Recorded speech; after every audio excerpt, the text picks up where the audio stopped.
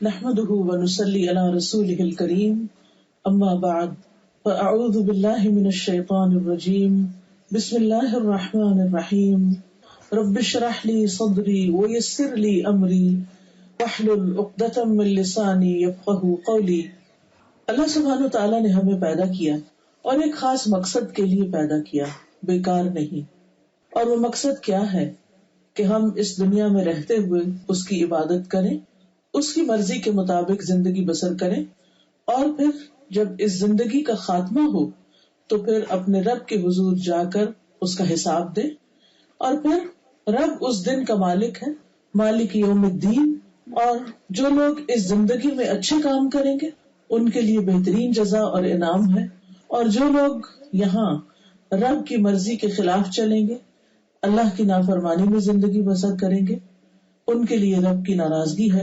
اسی لیے ہم سورۃ الفاتحہ میں کہتے ہیں کہ الحمدللہ رب العالمین الرحمن الرحیم مالک یوم الدین، کہ سب تعریف اللہ کے لیے ہے جو رب ہے سارے جہانوں کا، بہت مہربان، بار بار رحم کرنے والا. ہم بار بار غلطیاں کرتے، وہ بار بار ہم پر مہربان ہوتا اور ہمیں معاف کر دیتا ہے. مالک یوم الدین، جزا سزا یا بدلے کے دن کا وہ مالک ہے جس دن انسانوں کو ان کے کیے کا بدلہ ملے گا. اس دن کا پورا اختیار صرف اور صرف اللہ رب العزت کے ہاتھ میں ہے، اور پھر وہ جس کے ساتھ چاہے جو بھی چاہے معاملہ کرے، اور اس میں اس پر ہمیں مکمل اعتماد ہے کہ وہ کسی پر بھی ظلم اور زیادتی نہیں کرے گا. وما ربک بظلام للعبید، تیرا رب بندوں پر ظلم کرنے والا نہیں. تو اللہ کا شکر ہے کہ ہم سب مسلمان ہیں اور ہم سب اللہ پر ایمان رکھتے ہیں، اس کی کتابوں پر ایمان رکھتے ہیں، اس کے رسولوں پر رکھتے ہیں، اس کے ملائکہ پر رکھتے ہیں، اور اس کے ساتھ ساتھ ہم آخرت کے دن پر بھی ایمان رکھتے ہیں. تو میری آج کی گفتگو کا موضوع ہے آخرت کی فکر یا آخرت آنے والی ہے تو ہم اس کی تیاری کریں. ہر چیز کی ایک بگننگ ہوتی اور پھر ایک اینڈنگ ہوتی. ہر وہ چیز جو پیدا ہوتی ہے وہ ختم ہو جاتی ہے. اسی طرح ہم بھی جو دنیا میں آئے ہمیشہ کے لیے نہیں، ہم سے پہلے بھی بہت سی جنریشنز آئیں، وہ ختم ہو گئی، چلی گئی یہاں سے.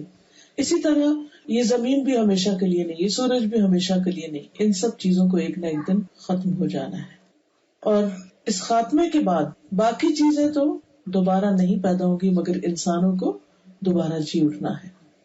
عبداللہ بن عمر رضی اللہ عنہ سے روایت ہے کہ ایک بار جبریل علیہ السلام نبی صلی اللہ علیہ وسلم کے پاس آئے اور کہا کہ مجھے ایمان کے بارے میں بتائیے. آپ نے فرمایا کہ ایمان یہ ہے کہ تم اللہ پر، اس کے فرشتوں پر، اس کی کتابوں پر، اس کے رسولوں پر اور آخرت کے دن پر ایمان لاؤ، اور تقدیر کے اچھے اور برے ہونے پر بھی ایمان لاؤ. تو کوئی بھی شخص اس وقت تک مومن نہیں ہوتا جب تک کہ وہ ان تمام چیزوں پر ایمان نہ رکھتا. تو الحمدللہ ہم سب ان چیزوں کو مانتے ہیں، اور جو لوگ آخرت کو مانتے ہیں ان کے لیے ایک خوشخبری ہے. قرآن مجید میں آتا ہے توسین تلک آیات القرآن و کتاب مبین. توسین یہ قرآن اور واضح کتاب کی آیات ہیں. ہدی و بشری للمؤمنین، ہدایت اور خوشخبری مومنوں کے لیے. کون ہے مومن؟ الذین یقیمون الصلاۃ، وہ جو نماز قائم کرتے ہیں، ویؤتون الزکاۃ، اور زکوٰۃ ادا کرتے ہیں، وہم بالآخرۃ ہم یوقنون، اور وہ آخرت پر یقین رکھتے ہیں. جب تک انسان آخرت پر ایمان نہ رکھے اس کے عمل قبول ہی نہیں ہوتے. حضرت عائشہ کہتی ہے کہ میں نے عرض کیا اللہ کے رسول صلی اللہ علیہ وسلم، ابن جدعان زمانے جاہلیت میں صلہ رحمی کرتا تھا، رشتہ داروں کا بڑا خیال رکھتا تھا، مسکینوں کو کھانا کھلاتا تھا، تو کیا اس کو اس کے ان نیک اعمال کا کوئی فائدہ پہنچے گا؟ آپ نے فرمایا یہ کام اسے فائدہ نہیں دیں گے، کیونکہ اس نے کبھی یہ نہیں کہا کہ رب اغفر لی خطیئتی یوم الدین، کہ اے میرے رب قیامت کے دن میرے گناہوں کو معاف کرنا. تو جو شخص آخرت پر ایمان نہیں رکھتا اور آخرت کے لیے کام نہیں کرتا، اس کو اس کے اچھے اعمال کا بدلہ دنیا میں ہی مل جائے گا، نیک نامی کی شکل میں یا ویسے دلی سکون کی شکل میں، لیکن آخرت میں اس کے لیے کوئی بھی اجر نہیں ہوگا. کیونکہ سورۃ الکہف کے آخر میں آتا ہے من کان یرجو لقاء ربہ فلیعمل عملا صالحا، جو شخص اپنے رب کی ملاقات پر یقین رکھتا ہے اسے چاہیے کہ اچھے کام کرے. ولا یشرک بعبادت ربہ احدا، اور اپنے رب کی عبادت میں کسی کو بھی شریک نہ کرے.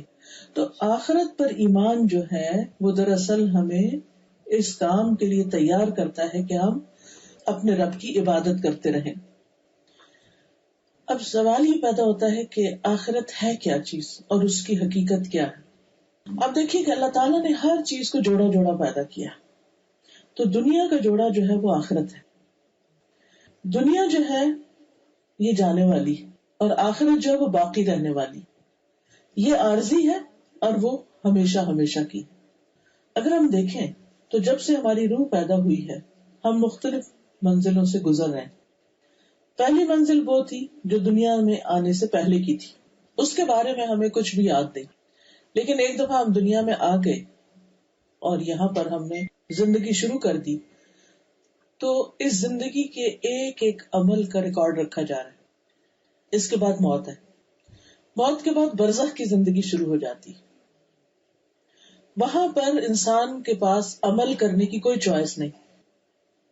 جب وہ زندگی ختم ہوگی تو آخرت کی زندگی شروع ہوگی. حشر نشر ہوگا، قیامت آئے گی. قیامت کے ایک دن 50,000 سال کے برابر ہے. اس میں سب انسانوں کا حساب لیا جائے گا، اول سے آخر تک سب کے سب بنی آدم اٹھ کھڑے ہوں گے. اس کے بعد پھر انسان کی جزا کا مرحلہ شروع ہو جاتا ہے. نیک عمل کرنے والوں کے لیے جنت ہے اور برے کام کرنے والوں کے لیے جہنم، اور وہ دونوں بھی ہمیشہ ہمیشہ کے لیے. تو وہ زندگی کبھی بھی ختم نہیں ہوگی.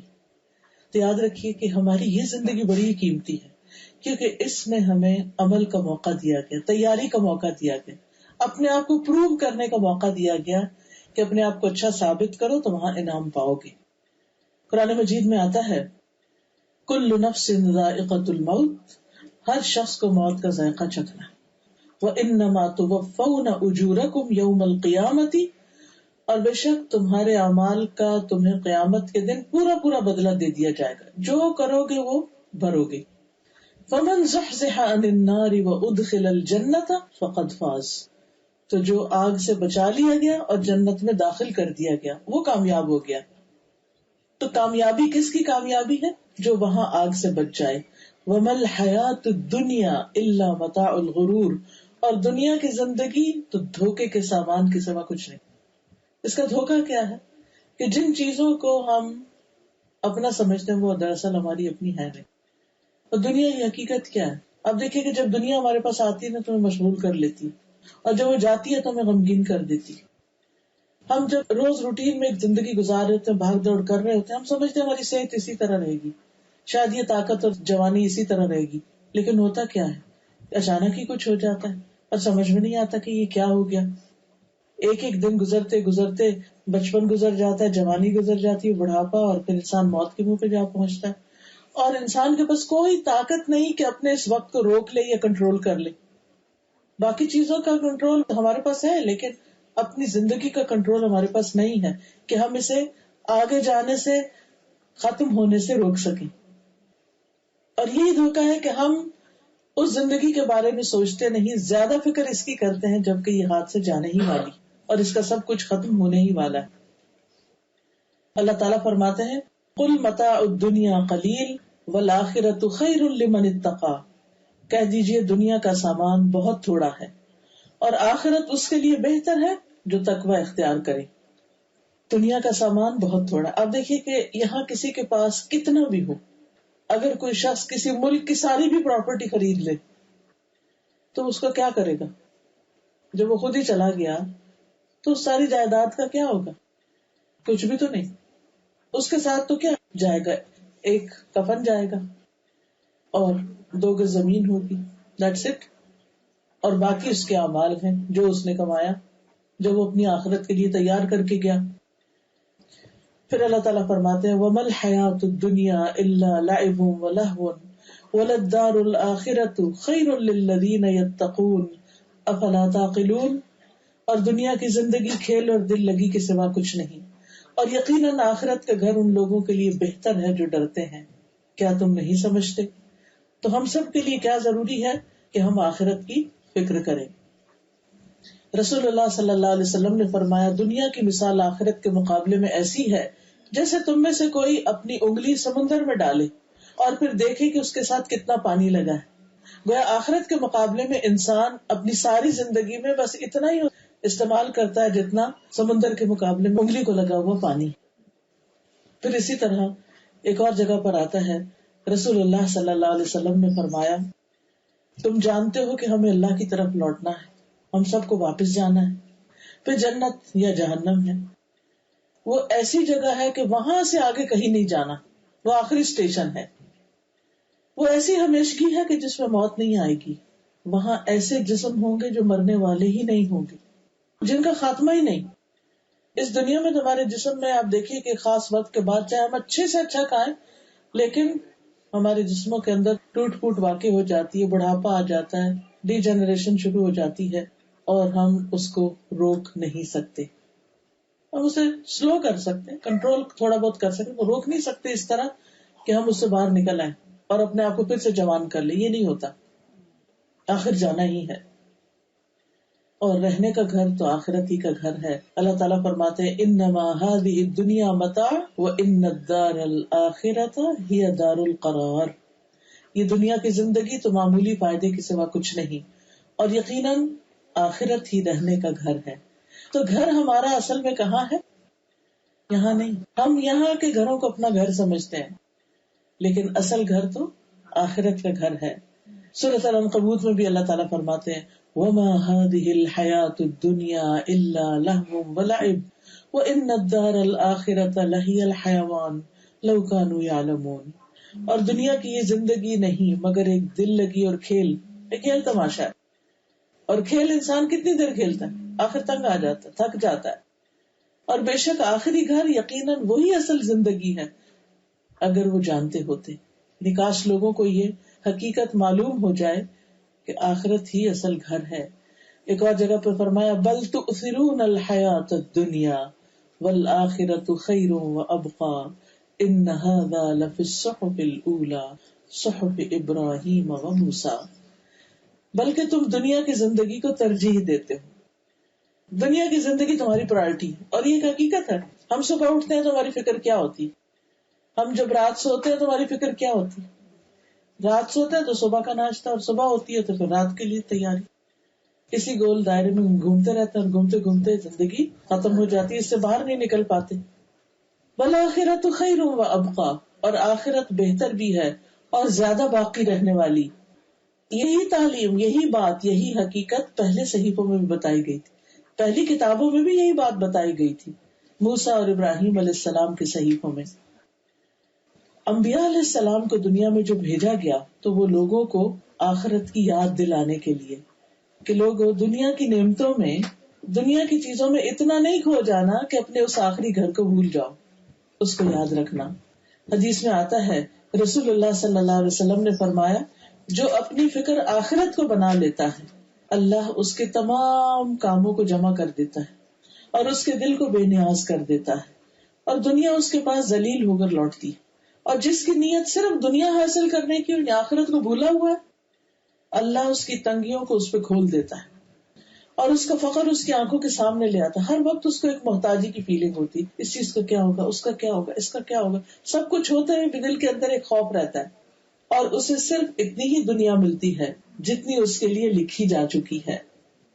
اس لیے ہمیں دنیا میں ڈرتے ہوئے زندگی بسر کرنا چاہیے، اور آخرت کے لیے دنیا کی لذتوں کو اگر چھوڑنا پڑے تو خوشی سے چھوڑ دے، دنیا کو اپنی آخرت پر ترجیح نہ دے، اور آخرت کو دنیا کے لیے قربان نہ کرے۔ اللہ تعالیٰ فرماتے ہیں من کان یرید حرث الآخرہ، جو کوئی آخرت کی کھیتی چاہتا ہے، نزد لہ فی حرثہ، ہم اس کی کھیتی میں اضافہ کر دیں گے، ہم ایک کام کا بدلہ 10 گنا دیں گے، اور 10 نہیں صرف، یہ تو منیمم ہے، لاکھوں میں بھی اور ان گنت بھی اور بے حساب بھی۔ جیسے صبر کا اجر بے حساب ہے، وہ گن کے نہیں دیا جائے گا، بے حساب دیا جائے گا۔ انما یوفی الصابرون اجرہم بغیر حساب، بے شک صبر کرنے والوں کو ان کا اجر بے حساب ملے گا۔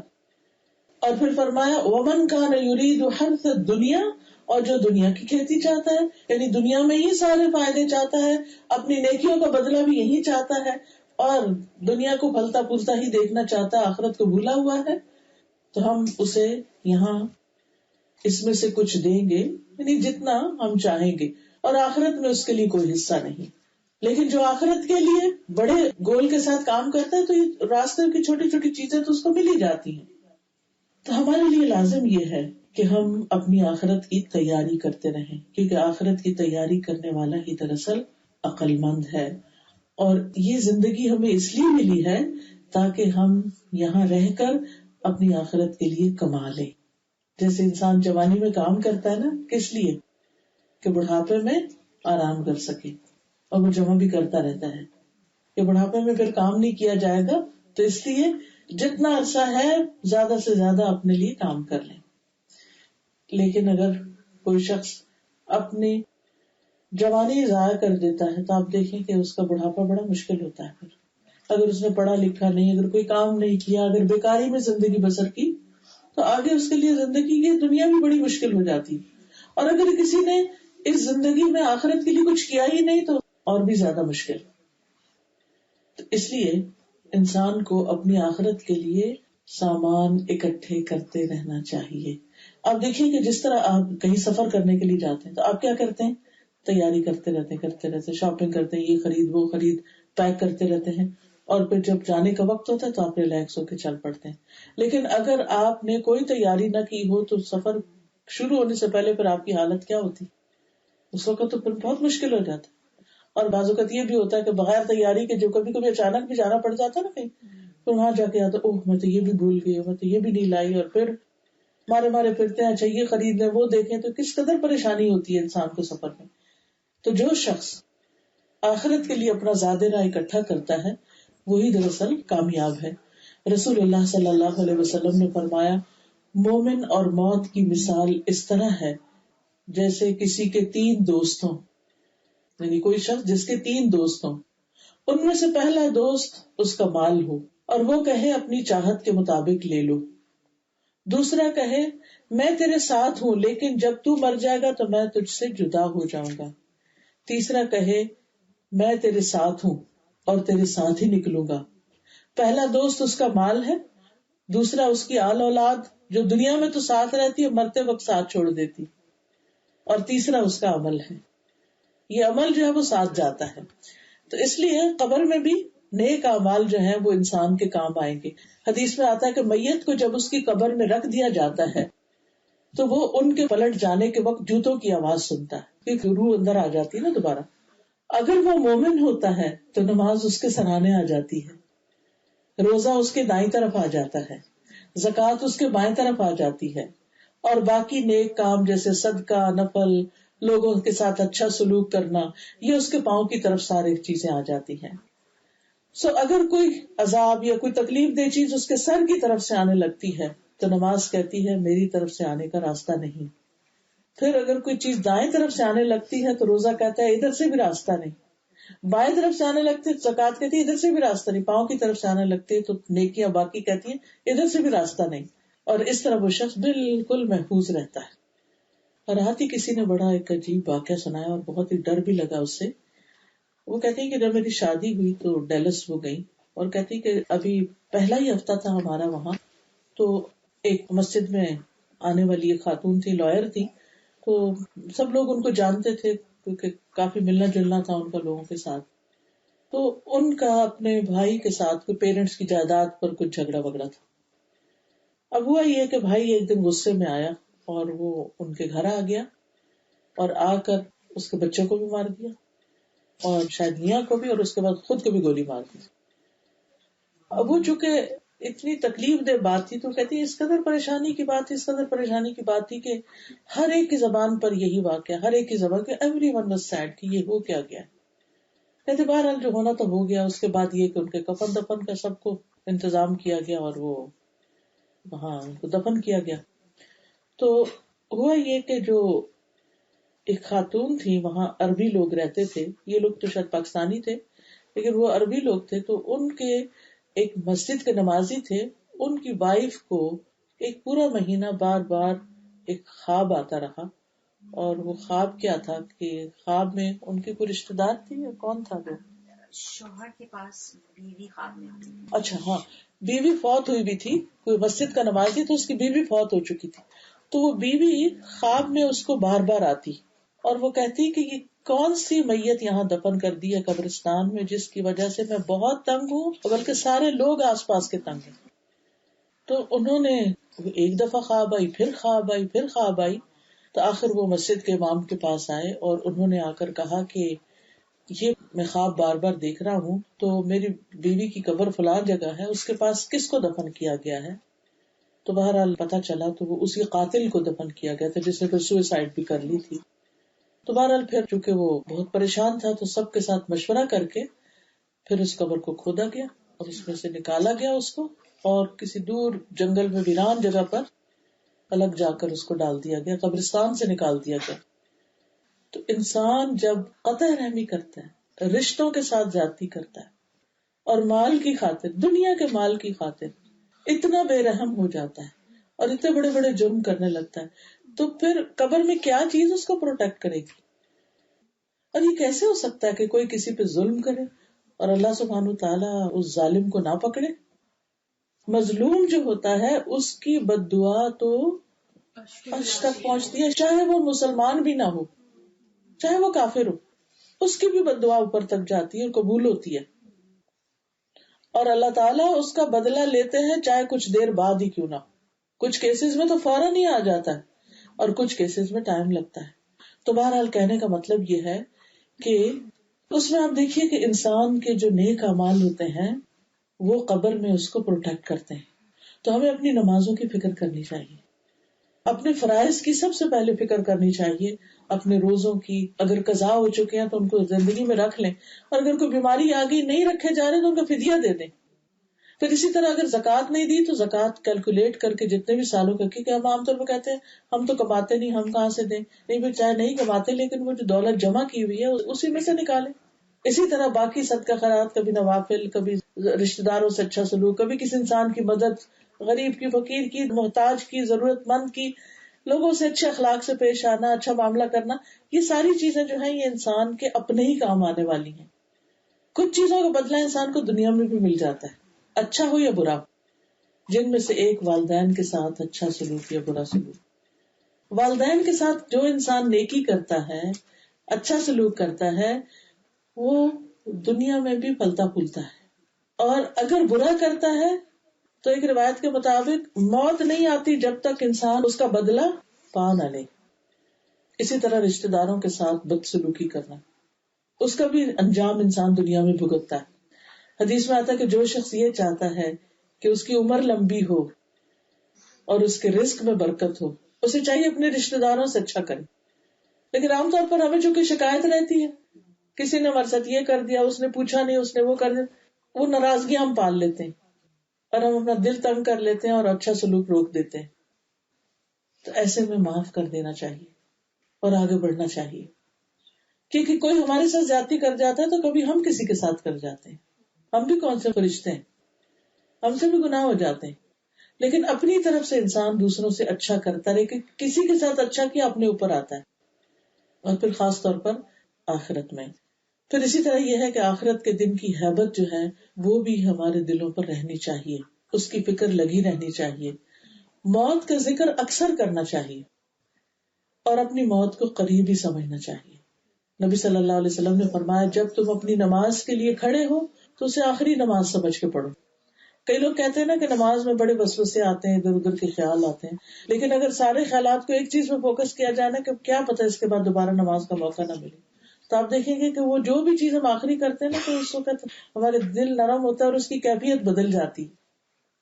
پھر اسی طرح کبھی کبھی قبرستان کی زیارت بھی کرنی چاہیے. اگر یہ کہ کنارے پہ کھڑے ہو کے قبروں کو دیکھ کے، چاہے مسلمس کا اور نان مسلمس کا کوئی بھی قبرستان ہو، اس کو دیکھ کے انسان کو اپنی موت ضرور یاد آتی ہے کہ آج میں اتنے بڑے گھر میں رہ رہی ہوں، کل میں یہ بس یہ چھوٹی سی جگہ پہ مجھے رہنا ہے اور پتہ نہیں کب تک رہنا ہے، اور اس سے ہم بھاگ نہیں سکتے، جانا تو اسی گڑھے میں ہی ہے، تو کوئی بھی وہاں نہیں ہوگا.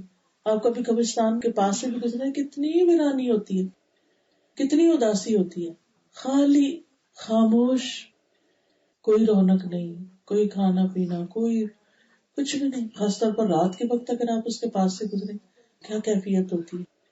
اور اس وقت اگر اپنی قبر کو یاد کریں کہ اسی میں سے کوئی ایک جگہ ہماری بھی, کون ساتھ ہوگا؟ نیک عمل ساتھ ہوں گی.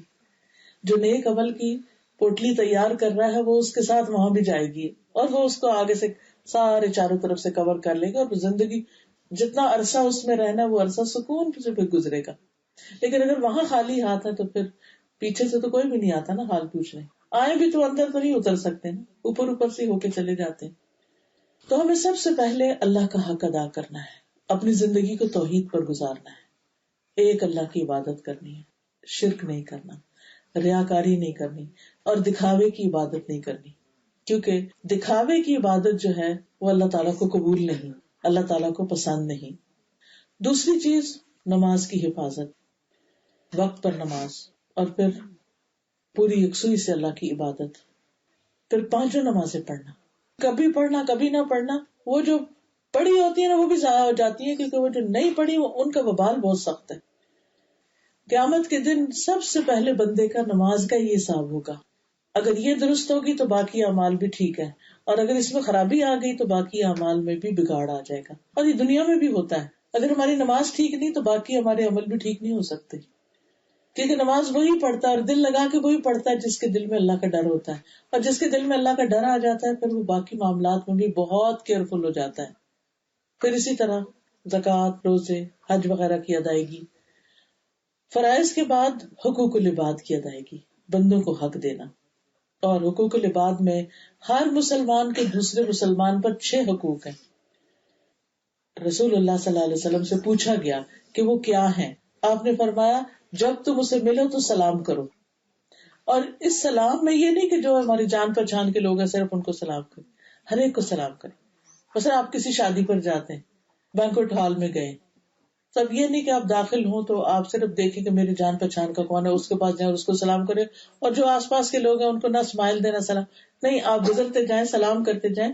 اگر ہر وقت بولا نہیں بھی جاتا تو ایسے اشارے سے سر ہلاتے جائیں, اسمائل کر کے دوسروں کو اس بات کا احساس دلائیں کہ بھی ہم آپ کی کیئر کرتے ہیں. اور اسمائل کرنا ویسے بھی صدقہ ہے. اور جب وہ تمہیں دعوت دے اسے قبول کرو, یعنی جب وہ بلائے, چاہے کھانے پہ بلائے یا کسی کام کے لیے بلائے, تو اس کے پاس جاؤ, اس کی بات سنو, اس کی خوشی غمی میں شریک ہو. جب وہ تم سے خیر خواہی طلب کرے تو اس کی خیر خواہی کرو, یعنی کسی طرح کی وہ مدد چاہتا ہے تو مدد کرو. جب اس کو چھینک آئے تو تم یرحمک اللہ کو, اگر وہ الحمدللہ کہتا ہے. جب بیمار ہو جائے تو اس کی عیادت کرنے جاؤ, اس کو وزٹ کرو. اور جب وہ فوت ہو جائے تو اس کے جنازے میں شرکت کرو.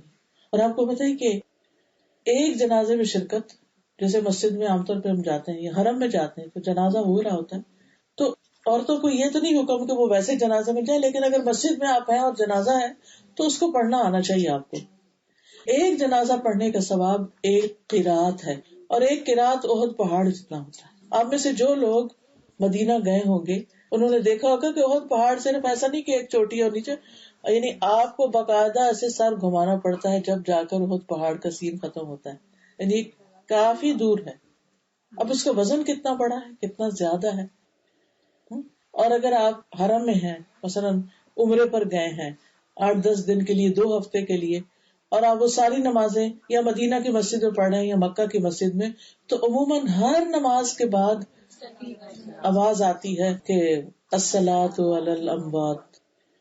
کبھی ایک مردہ ہوتا ہے, کبھی زیادہ ہوتا ہے, کبھی بچے ہوتے ہیں, کبھی عورت, کبھی مرد, جو بھی. تو اس میں کیا ہے, آپ بھی ساتھ کھڑے ہو جائیں.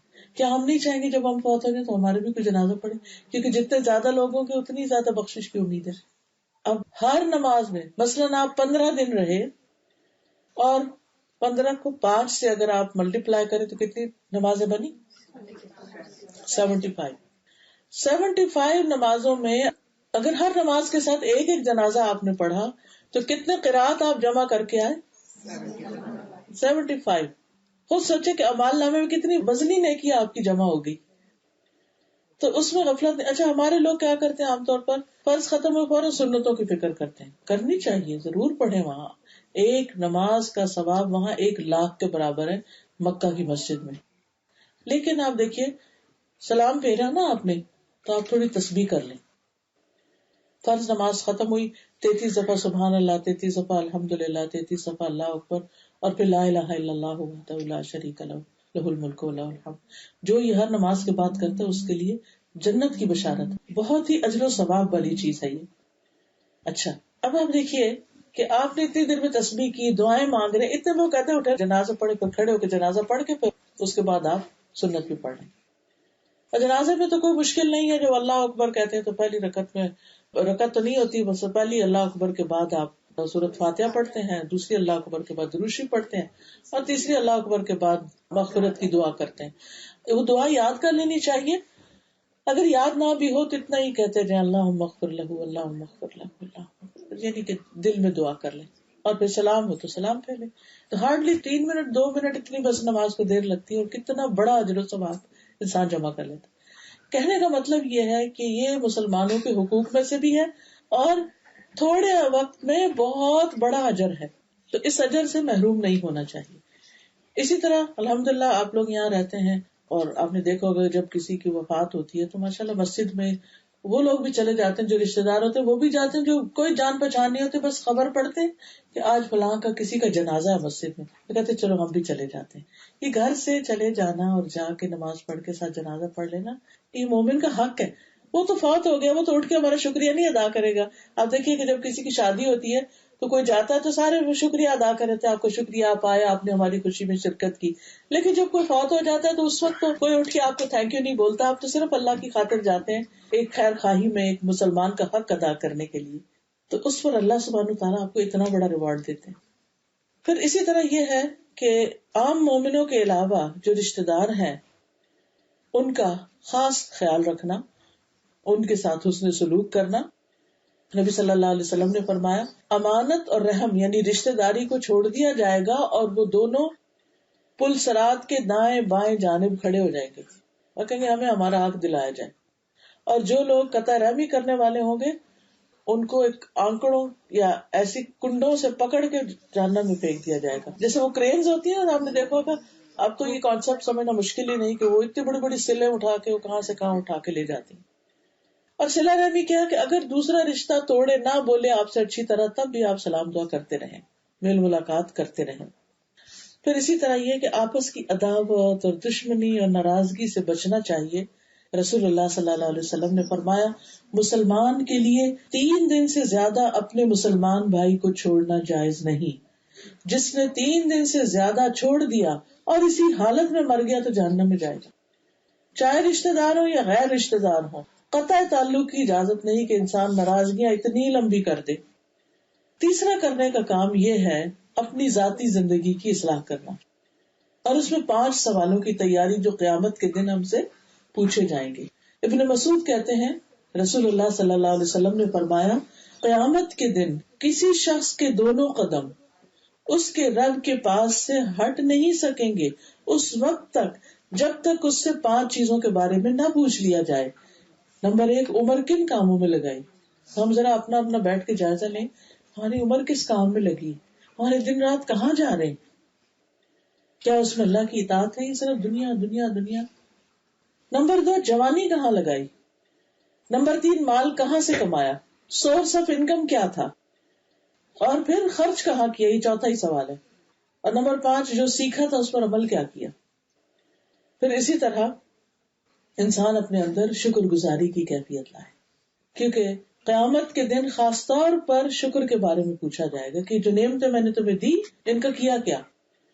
ثم لتسألن یومئذ عن النعیم، پھر تم ضرور ضرور پوچھے جاؤ گے، سوال کیا جائے گا تم سے نعمتوں کے بارے میں کہ تم نے ان کا کیا کیا. پھر آزمائشوں پر صبر کرنا چاہیے. جب کوئی تکلیف دے یا ناپسندیدہ چیز سامنے آ جائے تو اس پر صبر کرے. صبر کا مطلب کیا ہے کہ انسان واویلا نہ مچائے اور اللہ کے فیصلے پر راضی ہو جائے اور اپنی زبان کو اور اپنے رویے کو کنٹرول میں رکھے. چیخنا، چلانا، اپنے بال نوچنا، ٹکرے مارنا یہ صبر نہیں ہے. اور یہ سب کچھ کر کے پھر کہیں اب تو صبر ہی کرنا، تو یہ صبر صدمے کی پہلی چوٹ پر ہوتا ہے. پھر اسی طرح اپنے اعضاء کی حفاظت کرنی چاہیے، اپنی آنکھوں کی حفاظت، اپنے کانوں کی حفاظت، کوئی بری باتیں نہیں سننی چاہیے، حرام چیزیں نہیں دیکھنی چاہیے، کیونکہ ان السمع والبصر والفؤاد کل اولئک کان عنہ مسئولا. آنکھ، کان، دل سب سے الگ الگ سوال کیا جائے گا قیامت کے دن کہ تم نے ان آنکھوں سے کیا کام لیے، کیا دیکھتے رہتے تھے، کیا پڑھتے رہتے تھے. آج آپ دیکھیں کتنا فتنے کا دور ہے. بچوں کی ہتھیلی کے اوپر جو اس وقت گیجٹس ہیں، ان کے اندر جو چاہے دیکھتے رہے، صرف اللہ ہی کا ڈر ان کو روک سکتا ہے. ہم اتنے پریشان ہوتے کیسے بچوں کو روکے، پتہ ہی نہیں چلنے دیتے، ایک دم کھینچ لیتے ہیں موبائل اور پاسورڈ بھی دیکھ لیتے ہیں اور پھر بیٹھ کے جو جی چاہے کرتے ہیں. تو اس میں آپ دیکھیے کہ آپ ان کو چھینا جھپٹی سے نہیں منع کر سکتے، ڈانٹ ڈپٹ سے نہیں منع کر سکتے. ان کے اندر ایک قوت پیدا کریں ایمان کی کہ دیکھو اگر کوئی بھی غلط چیز دیکھی تو اللہ دیکھ رہا ہے، میں نہیں دیکھ رہی، اللہ دیکھ رہا ہے اور وہ حساب لے گا. یہ اب دیکھیے سورۃ بنی اسرائیل کی 36 آیت ہے جس میں اللہ تعالیٰ واضح طور پہ فرما رہے ہیں ان السمع والبصر والفؤاد کل اولئک کان عنہ مسئولا. بے شک کان، آنکھ، دل، ان میں سے ہر ایک سے اس کے بارے میں سوال کیا جائے گا. اور خصوصاً پھر زبان کی حفاظت، کیونکہ یہ کان، آنکھ جو ہے نا، یہ ان پٹ ہے، دل کے اندر لے کے جاتے ہیں انفارمیشن، اور نکلتی کس سے؟ آؤٹ پٹ کہاں ہے؟ زبان. تو اس زبان سے خیر کی بات نکلنی چاہیے، لیکن ہمیں پتہ کیا نکلتا ہے؟ جو ہم سنتے ہیں نا وہی بولتے ہیں نا، جو دیکھتے ہیں اسی پہ تبصرہ کر رہے ہوتے ہیں. آپ باتیں جب کر رہے تھے عام طور پہ کہتے ہیں میں نے اپنی آنکھوں سے دیکھا، میں نے خود دیکھا، میں نے سنا ہے. یہی ہماری گفتگو ہوتی ہے نا. تو اس میں انسان ایسی کوئی بات نہ کہے کہ جو سچی نہ ہو. جو نہ دیکھا ہو اس کو کہے میں نے دیکھا ہے، اور جو نہ سنا تو کہے میں نے سنا ہے.